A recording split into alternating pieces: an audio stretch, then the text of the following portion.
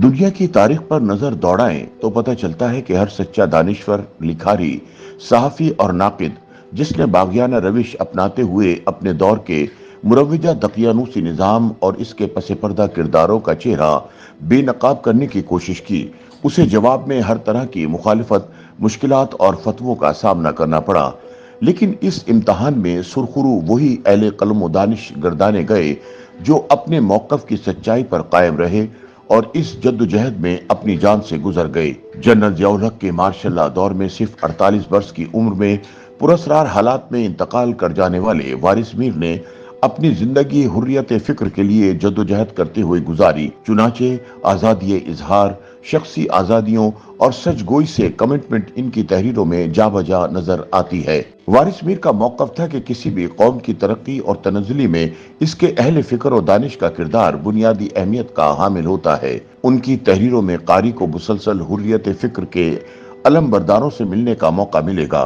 बुनियादी वजह यह है कि वो खुद भी हुर्रियत फिक्र के राही थे और फिक्र और सोच पर पहरे बर्दाश्त करने को तैयार नहीं थे। हुर्रियत फिक्र से मुतालिक उनकी तहरीरों में उन दानिश्वरों की जद्दोजहद के किस्से पढ़ने को मिलते हैं जिन्होंने अपने ज़हनों और ज़मीर पर लगाए गए रियासती पहरे कबूल करने से इनकार कर दिया, हालांकि इन्हें इस अमल की भारी कीमत अदा करना पड़ी। ये वो दानिश्वर थे जिन्होंने अपने अपने अहद के जाबिर हाकिम के खिलाफ फिक्र, शऊर और अज़्म हिम्मत की तलवार से जंग लड़ी और ज़मीर की शमा को एक हाथ से दूसरे हाथ में थमाने का फरीज़ा सर अंजाम देते रहे। प्रोफेसर वारिस मीर खुद भी ऐसे ही एक मोतबर दानिश्वर थे जिन्होंने लाग और बेलाग सहाफत की आबियारी खूने दिल से की और इसे एक नई जहत अता की।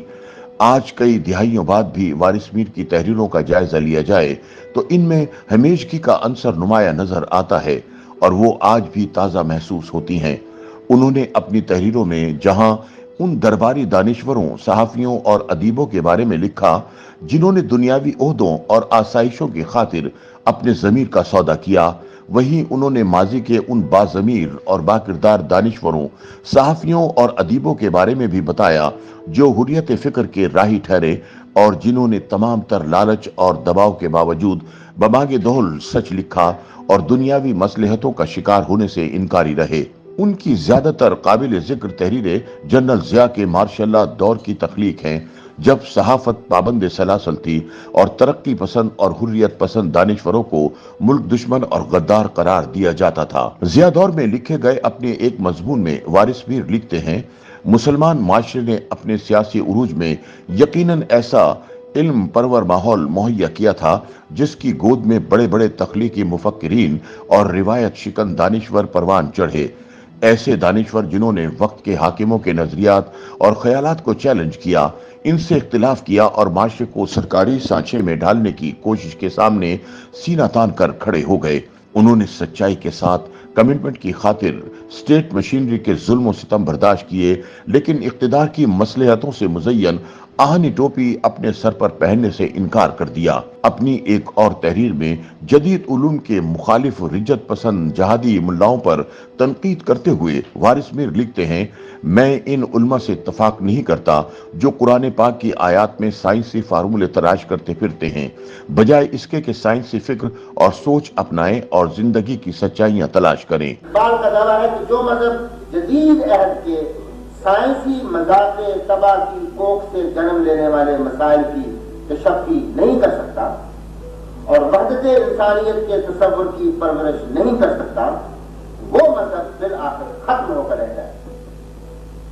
उनका यकीन था कि इस्लाम असले हाजिर के तकाज़ों की आंखों में आंखें डालकर न सिर्फ जिंदा रह सकता है बल्कि मुस्तक़बिल का इंसान इस मजहब की आफाकी तालीमात में एक ऐसा जदीद और इनकलाबी माशरती निज़ाम तलाश कर सकता है जिसका मकसद ज़ात पाक, मर्तबा और दर्जा, रंग और नस्ल के तमाम इम्तियाज़ात को मिटा देना है। वारिस मीर मुसलमानों में पाई जाने वाली बेजा तकलीद, रुजत पसंदी और फिरका परस्ती के रुझानात के नाकिद थे और इस बात के कायल थे कि मुसलमानों को माजी के हवाले से जज्बातियत और रूमानियत से निकलकर खुद तनकीदी की नज़र पैदा करनी चाहिए ताकि माजी की कोताहियों से सबक हासिल करते हुए हाल और मुस्तकबिल को बेहतर बनाया जा सके।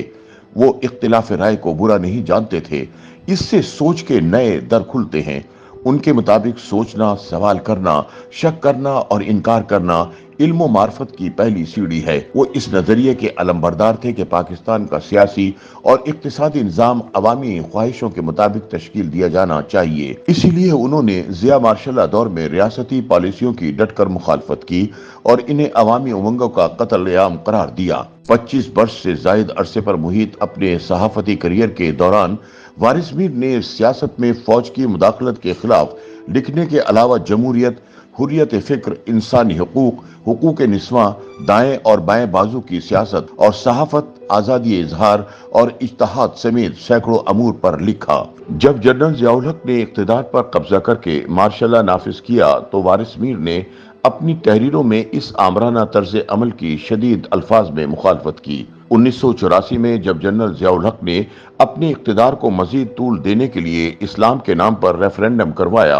اور 1985 میں غیر جماعتی الیکشن کروائے تو وارث میر نے ان دونوں اقدامات کی مخالفت میں بھی پوری طاقت سے اپنا قلم استعمال کیا۔ انہوں نے اپنے ایک مضمون میں لکھا، جس طرح ماضی کے مطلق العنان مسلمان بادشاہوں نے قرآن اور حدیث کی تعبیر و تشریح کو اپنے سیاسی مفادات کے لیے استعمال کیا، بالکل اسی طرح 1977 کے بعد سے قائم غیر جمہوری حکومت کے فوجی سربراہ مملکت قرآن و حدیث کو اپنے اقتدار کا دورانیہ بڑھانے کے لیے استعمال کر رہے ہیں۔ انہوں نے مزید لکھا، یہ ایک تلخ حقیقت ہے کہ پاکستان میں فوج اور فوج کی وساطت سے بیوروکریسی کی حکومت ہے۔ جو حکومت فوج کی گردن پر سوار ہو کر قائم ہوتی ہے، اسے مارشل لا کا شیر نیچے اترنے کی مہلت نہیں دیتا۔ آج حکمرانی کے جھولے لینے والے فوج کے شیر ہی پر سوار ہیں اور نیچے اترنے کے لیے تب تک تیار نہیں جب تک عوام اس شیر کو بھی شریک اقتدار کرنے کی ضمانت دے کر اس کی جان کو محفوظ نہیں کر لیتے۔ اپنے ایک اور مضمون میں وارث میر نے لکھا، میرا یہ یقین ہے کہ اس جامد نظام کی تبدیلی تک جس میں فکر اور سوچ محبوس ہو اور اظہار پابند، انسانیت کی فلاح سے وابستہ کوئی بھی مسئلہ قابل حل نہیں۔ زندگی متحرک اور ارتقا پذیر ہے۔ جو قوتیں اس ارتقا میں معاون ثابت ہوتی ہیں ترقی پسند ہیں، اور جو اس عمل کے راستے میں رکاوٹ بنتی ہیں وہ رجت پسند ہیں۔ جب جنرل ضیاء نے شریعت بل کے ذریعے عورت کو آدھا قرار دینے کی کوشش کی تو وارث میر نے کیا عورت آدھی ہے کہ عنوان سے ایک سلسلہ مضامین شروع کیا، جس میں انہوں نے اسلامی تعلیمات، قرآن مجید اور احادیث کے حوالے دے کر یہ ثابت کیا کہ مرد کے مقابلے میں کسی طور بھی عورت آدھی حیثیت نہیں رکھتی۔ وارث میر نے اس حوالے سے جو بھی لکھا مکمل تحقیق اور دلائل کی بنیاد پر لکھا، جس کو رد کرنا ملا ملٹری اتحاد کے بس کا روگ نہیں تھا۔ ان کا موقف تھا کہ عورت کو قید رکھنے والا معاشرہ خود بیمار ہوتا ہے۔ اسلام کا مقصود انسان کی انسان پر خدائی اور فرد کی فرد پر حکومت کے تصورات کو پاس کرنا اور انسان کی آزادی اور حریت کو قائم اور محفوظ رکھنا۔ حریت فکر کے پر خطر سفر میں وارث میر کو ہر طرح کی مشکلات، دباؤ اور دھمکیوں کا سامنا بھی کرنا پڑا، لیکن وہ پرعزم رہے، کیونکہ حق اور سچ گوئی کی جنگ میں پیچھے ہٹنا ان کا شیوا نہیں تھا۔ ان کا کہنا تھا کہ میں ظالم کو ظالم نہ کہنے کو گناہ کے مترادف سمجھتا ہوں۔ ضیاء دور میں تمام تر دھمکیوں اور دباؤ کے باوجود وارث میر کے قلم کی کاٹ بڑھتی ہی چلی گئی۔ وہ جس راستے پر سفر کر رہے تھے وہ پرخار اور دشوار تھا، لیکن وہ اس پر گامزن رہے چونکہ وہ جانتے تھے کہ یہ سچائی کا راستہ تھا۔ وارث میر 9 جولائی 1987 کو پراسرار حالات میں صرف 48 برس کی عمر میں اچانک انتقال کر گئے، لیکن جسمانی طور پر اس جہان فانی سے گزر جانے کے باوجود وارث میر اپنی تحریروں کی بدولت آج بھی زندہ و جاوید ہیں۔ YouTube پر گوگلی نیوز دیکھنے کے لیے youtube.com کی سرچ بار میں googly news T V type کریں۔ گوگلی نیوز کے پیج پر سرخ رنگ کے سبسکرپشن والے بٹن پر کلک کرنا نہ بھولیے۔ YouTube پیج پر اپلوڈ ہونے والی ویڈیوز سے باخبر رہنے کے لیے بیل آئیکن پر کلک کیجیے۔ آپ کو ہر نئی ویڈیو کے بارے میں نوٹیفیکیشن موصول ہو جائے گا۔